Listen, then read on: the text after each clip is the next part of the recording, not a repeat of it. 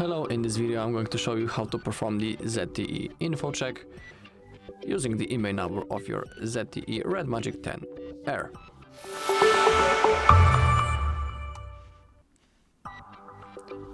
Alright, so we are now on the imei.info page just like always, and now in this bar we need to type the email number of our ZTE device. If you don't know how to find it, on our channel there's a video and I'm showing you all possible checking options on this site, and in that video I'm also showing you how to find the email number of your device.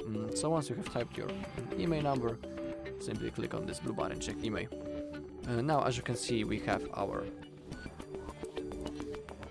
phone, and now we need to scroll down a little bit. In here we can see the basic information about our device. But we need to find the basic checks right here, and the first option from the top is the ZTE Info Check. Simply click on that,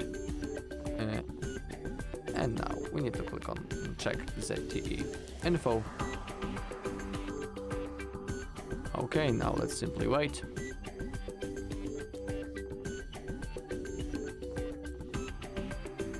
Okay, and now we have our results for our email number.